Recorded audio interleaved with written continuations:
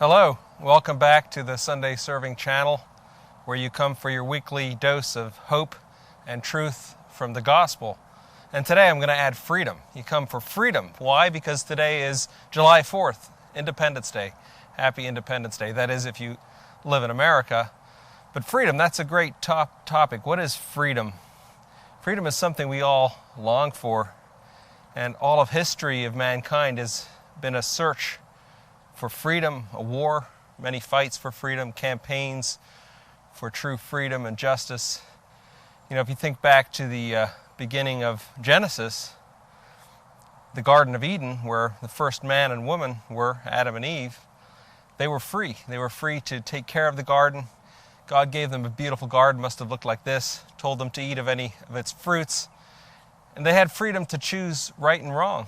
And unfortunately, they chose wrong and they disobeyed God. So they had that freedom of conscience. And when they disobeyed God, that brought results. That actually brought slavery. So the opposite of freedom, bondage or slavery, comes from separation or disobedience to God. And freedom always comes from returning to God, obedience to God. So that's what's key, is freedom comes from God. God is freedom. And when God sent His Son Jesus to this world, Jesus is the true champion and giver of freedom. And that's so important to recognize that if we want freedom, we all love freedom. True freedom comes from Jesus. So I thought today for the gospel reading, a couple things, but some simple things that Jesus said about freedom.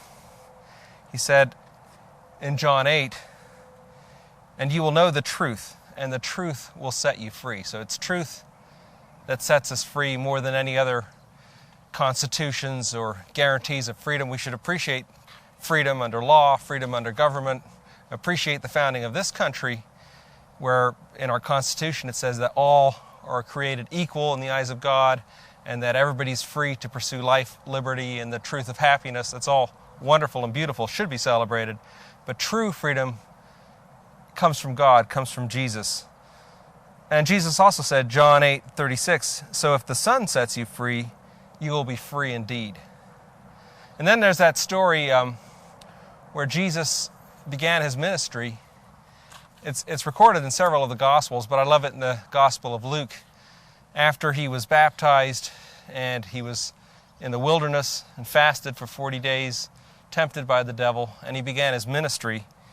In Luke 4, it tells us this story. It says Jesus went to Nazareth, the area He had grown up, and He went into one of the synagogues, and He picked up, it's interesting, He picked up the scroll of Isaiah from the Old Testament, the prophet Isaiah, and He read this, recorded in Luke 4, 17 through 21.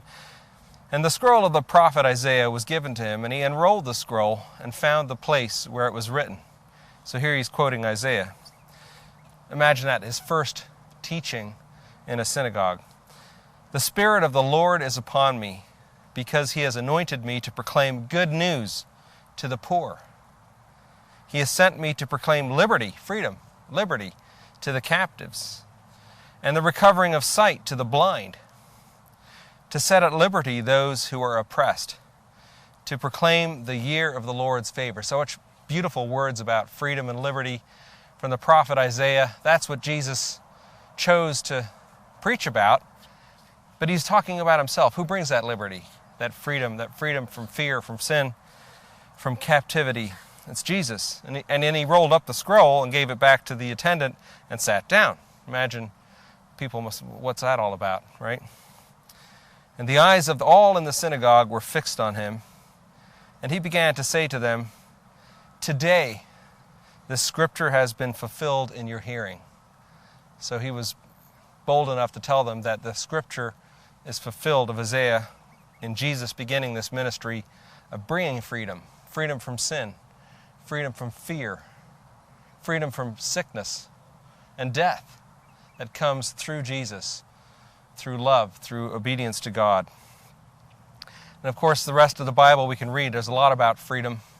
Wonderful words that the Apostle Paul wrote in various letters, like in Galatians and Corinthians, and in Romans there's a lot about freedom. But here's a beautiful piece about freedom from Galatians 5. I love this one. Paul says, "It is for freedom that Christ has set us free." I mean, that's an interesting sentence right there to open up Galatians 5. It's for freedom that Christ has set us free.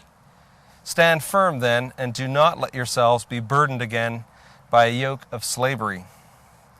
You, my brothers and sisters, were called to be free." So we're all called to be free. It's natural. It's an instinct. We want to be free. We're called to be free. But Paul goes on, "Do not use your freedom to indulge in the flesh. Rather, serve one another humbly in love, for the entire law is fulfilled in keeping this one command: love your neighbor as yourself." So we love freedom, we want it, but what do we do with that freedom? Is that freedom to take advantage of others or to be selfish? That's not true freedom. True freedom is passing on that love to others, treating our neighbors as ourselves, following Jesus' commandments of love, of forgiveness, of serving the poor, serving everybody, serving our neighbor. One more quote from Peter. So Peter wrote this, 1 Peter 2:16-17. "Live as people who are free, not using your freedom as a cover-up for evil, but living as servants of God. Honor everyone, love the brotherhood, and fear God." Wonderful words, wise words. So today and every day, celebrate freedom wherever you are. If there's an occasion like Independence Day, celebrate it with hot dogs and barbecues and fireworks. But remember, Jesus is true freedom. He is the way, the truth, and the life. And believe in Jesus, and that will be free. That'll be freedom. That will set you free. So spread that message. God bless you. Have a wonderful day. Remy, you're free to go now. Go chase a rabbit. Come on.